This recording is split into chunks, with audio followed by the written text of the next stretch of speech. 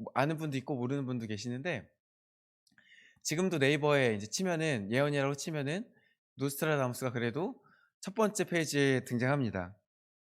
이 사람은 프랑스 사람이에요. 1500년 그 근처에 살았던 사람인데, 이 사람이 천문학자이자 의사이자 예언가였어요. 근데 이 사람이 예언가로서 이름을 떨치게 된 이유가 있는데, 뭐냐면 그 사람이 한 예언을 되게 많이 했어요. 예언을 되게 많이 했는데 그중에 몇 가지가 맞았기 때문에 그래요. 특히 이 사람이 쿼티렌이라는 예언서를 작성했어요. 근데 이 예언서가 매우 유명해지면서 후대에 많은 사람들이 이 사람을 천문학자나 의사가 아니라 예언가로 기억하게 되었어요. 제가 이제 청소년부 여러분들 만한 시절에는 이제 2000년 전후였는데, 깜짝 놀라시죠? 아직 여러분 태어나시기 전일 텐데, 그때 유명했던 예언이 있었어요. 뭐냐?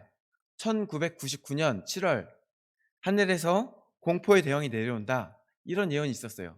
근데 이게 닥쳐오면서 뭐 세상이 그때 망한다, 안 망한다, 뭐 그때 또 뭐 다미 선교회 뭐 이상한 또 종교 집단들도 예수님 오신다, 뭐 이러면서 여러 가지가 엉키면서 그때 노스트라다무스 예언이 굉장히 각광받았습니다. 우리가 믿는 기독교나 성경에도 예언이라는 개념이 있어요. 성경에도 예언이라는 표현이 그 말 그대로 나와요. 근데 다만 성경에서 말하는 예언이라는 단어가 우리가 알고 있는 미리 이르는 것, 미래의 일을 미리 말하는 것과는 조금 개념이 다릅니다. 성경에서 말씀하는 예언은 뭐냐? 말씀을 맡는 거예요. 하나님께서 주시는 말씀을 맡아서 가지고 있다가 그것을 전하는 것, 그게 예언이에요. 그래서 성경의 말씀은 계시의 말씀을 전하는 것, 하나님께서 주시는 말씀을 전하는 그게 곧 예언이에요. 그러면 우리가 알고 있는 하나님의 말씀이 뭐가 있나요? 가장 기본적으로. 끄덕거리지 마시고요. 뭐가 있나요? 다 아시잖아요. 우리가 알고 있는 성경책이 하나님의 말씀이잖아요. 가장 기본적으로 이 성경책이 예언의 말씀인 거예요. 하나님 말씀이니까요. 베드로 사도는 베드로후서 1장 19절에 또 우리에게는 더 확실한 예언이 있어 어두운 데를 비추는 등불과 같다, 이렇게 표현했는데, 여기서 말씀하신 예언이 성경 말씀이에요. 또 한편으로는 그렇지만 성경의 예언도 우리가 알고 있는 예언처럼 미래에 일어날 일을 미리 전하는 경우도 있어요. 뭐 예수님, 구약에도 예언이 많지만 예수님께서 하신 예언을 보면은 성전이 멸망하게 될 것을, 성전이 완전히 무너지게 될 것을 미리 말씀하시기도 하셨고요. 베드로가 자신을 3번 부인할 것도 말씀하셨어요. 가룟 유다가 자신을 배신하게 될 것도 미리 말씀하셨죠. 이것들은 다 미리 일이 일어나기 전에 말씀하신 것입니다. 또 자신이 십자가에 달려 죽게 되실 것도 미리 말씀하셨어요. 오늘 본문 29절에도 이렇게 표현이 나오죠. 일이 일어나기 전에 너에게 말한 것은, 이라는 표현이 나와요.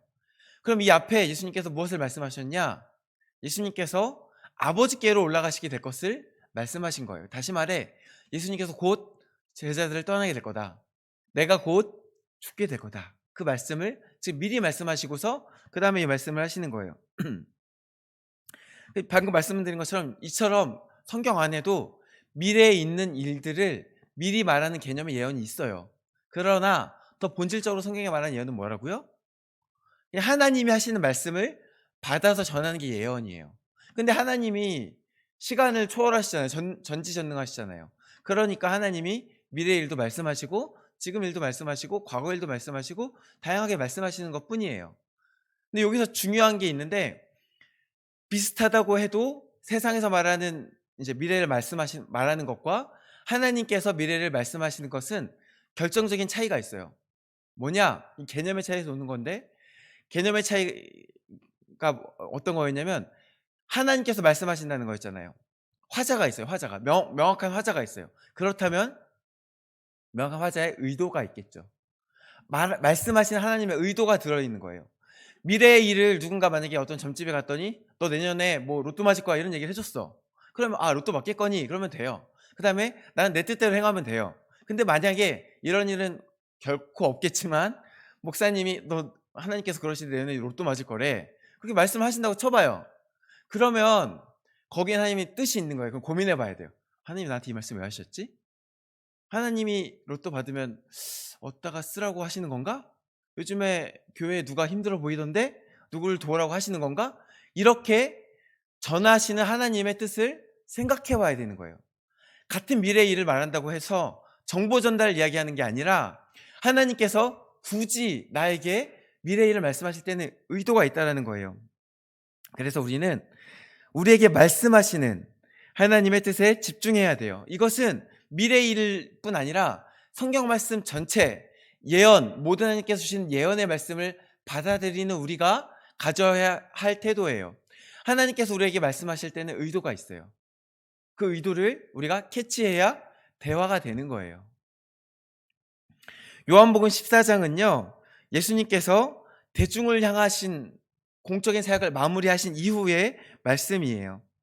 이 마지막 순간, 이제 6월절 마지막 때 곧 하나님께 올라가실 죽음을 눈앞에 두신 이 마지막 순간에 다른 이제 공적인 사역을 하면서 쫓아냈던 무리들을 이제 결별하시고 자신의 12 제자들과 특별히 자신을 더 따랐던 제자들을 모아놓고 하시는 말씀이에요. 특별히 제자들을 끝까지 사랑하시는 중에 주신 말씀인 거예요. 이미 예수님께서는 자신이 제자들을 떠나게 될 것을 여러 번 일러주셨어요. 근데 제자들이요, 그 말씀을, 그 의도를 알아먹지를 못했어요. 그래서 예수님께서 가신다고? 예수님 어디로 가시는데? 예수님 나도 데려가요. 나도 갈래요. 나도 따라갈래요. 이게 지금 14장 조금 앞부분에 나오는 제자들이 보인 반응이었어요. 제가 만약에 예수님 입장이었다면 사실 솔직히 좀 답답했을 것 같아요. 어, 제가 센터에서 중학생 아이들과 수학 공부도 같이 하고 집에서 이제 저희 아이들과도 수학 공부를 같이 하는데, 이렇게 수학 공부를 하다 보면 처음에는 친절하게 이야기합니다. 그치, 괜찮아. 친절하게 이야기하지. 그런데 가다 보면 한번 설명을 해줍니다.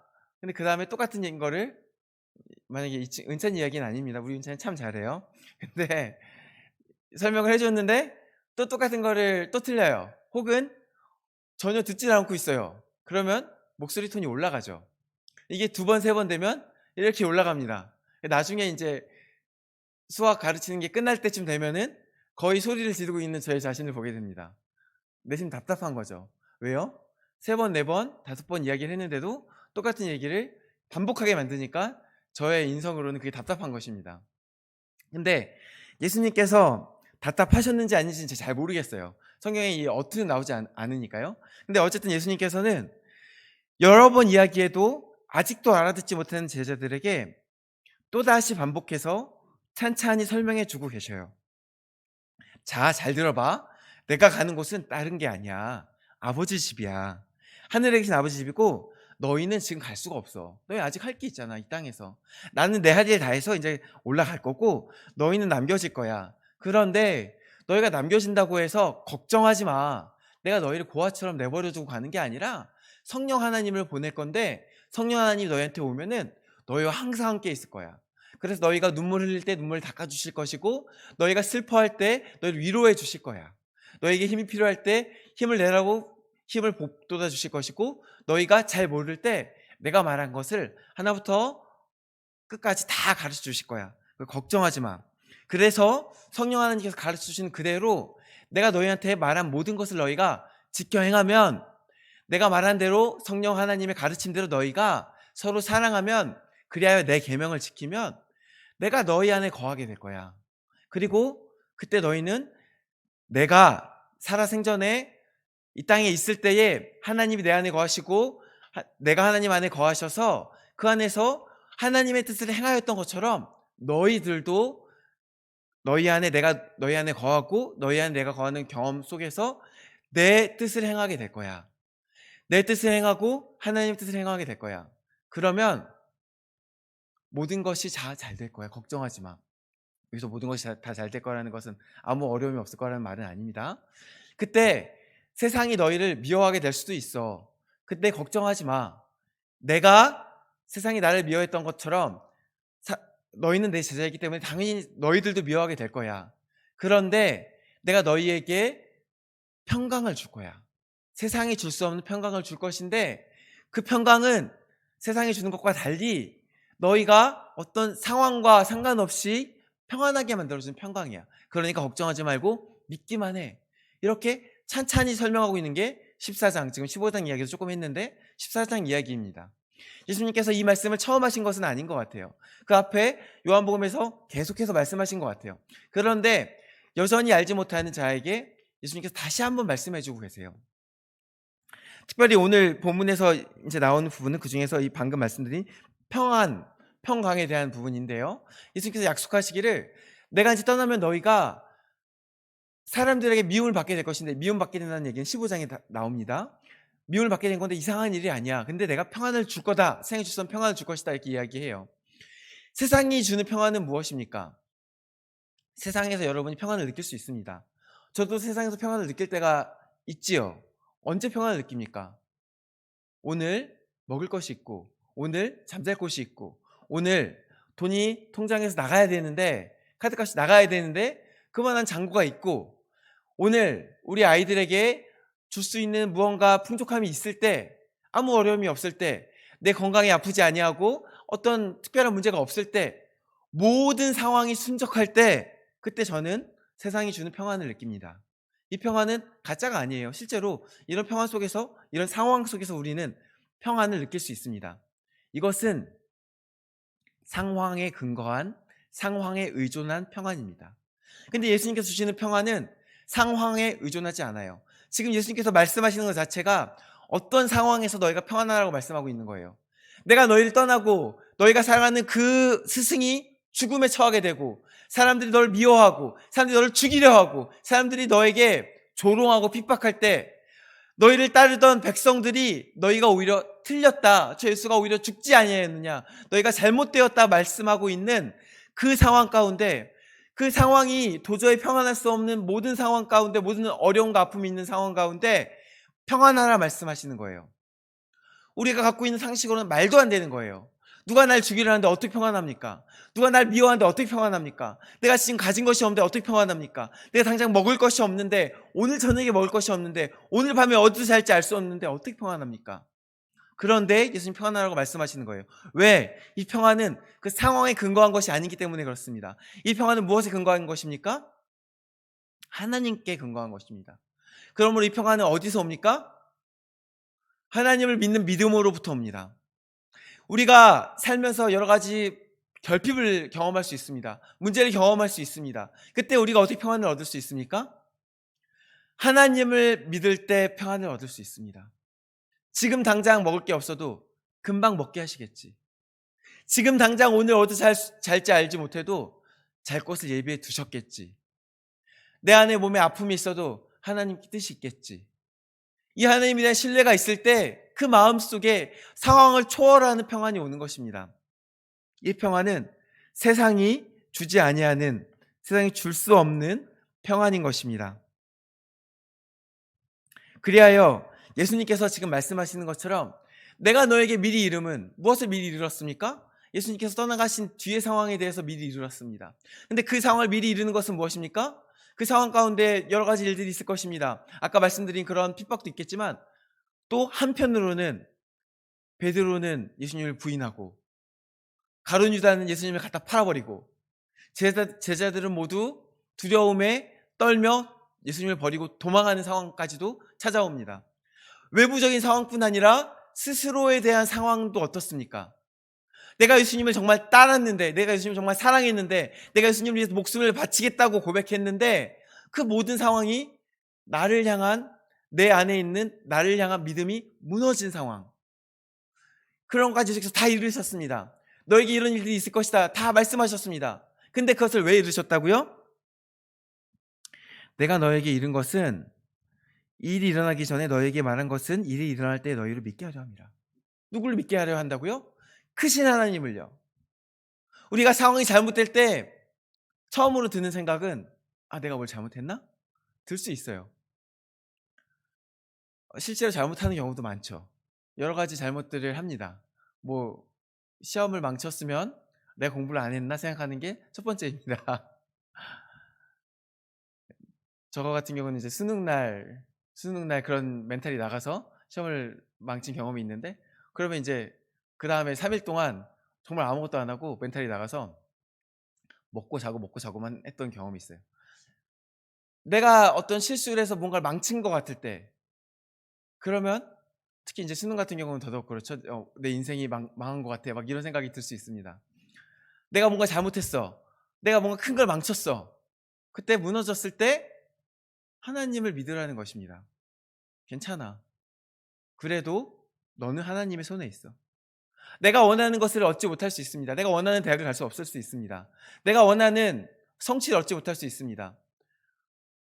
내가 어떤 회사에 가려고 노력했는데 계속해서 떨어질 수 있습니다. 100 번이고 떨어질 수도 있습니다.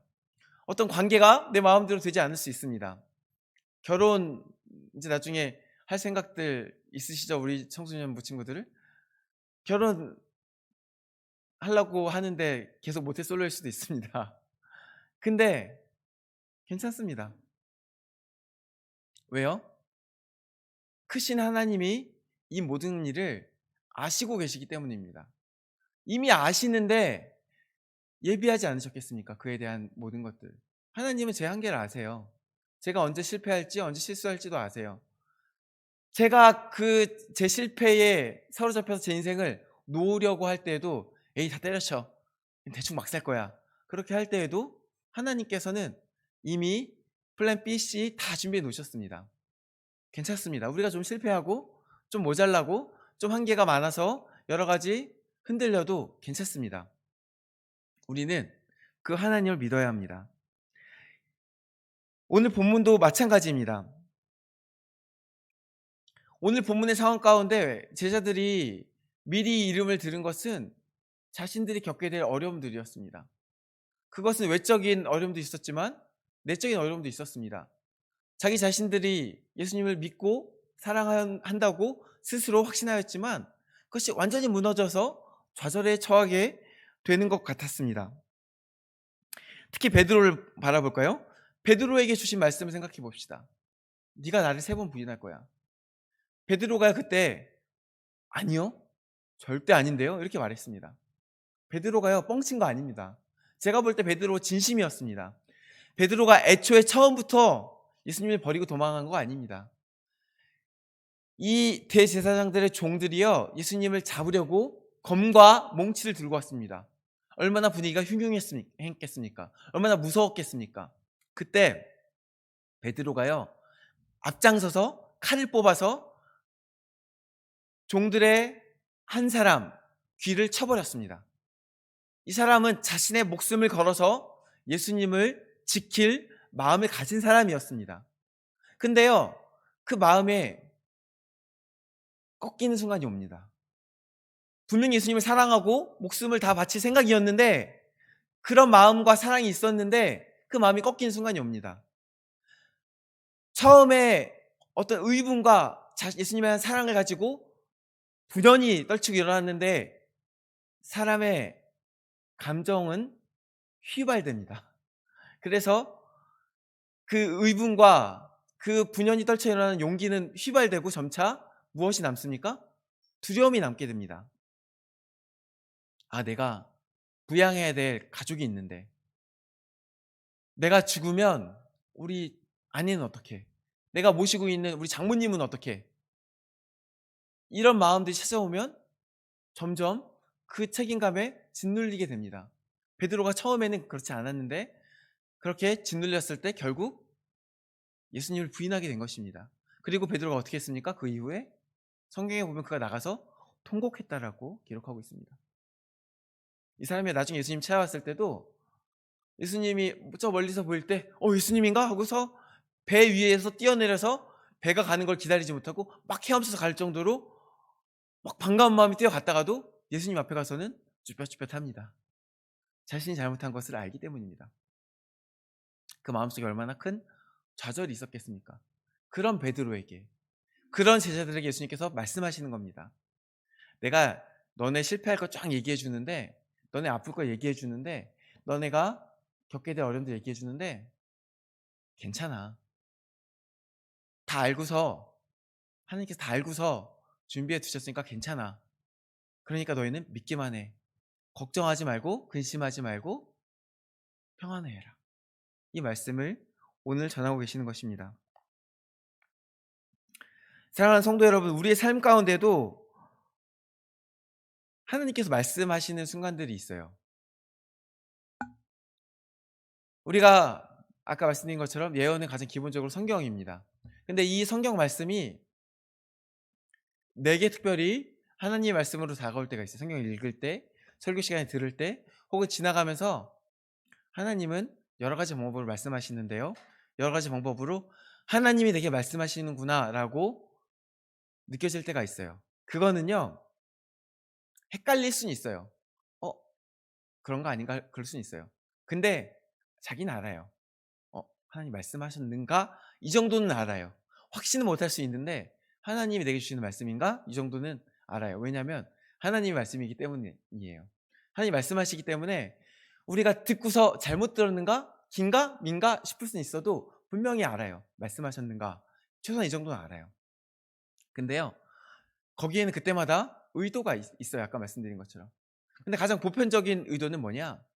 결국은 그 모든 것이 향하는 것은 믿게 하려는 거예요. 이 말씀을 읽는 것은 믿게 하려는 거예요. 하나님을 믿으라. 걱정하지 말아라. 모든 상황 가운데 하나님을 믿으라. 근심하지 말아라. 이게 하나님께서 말씀하시는 이유예요.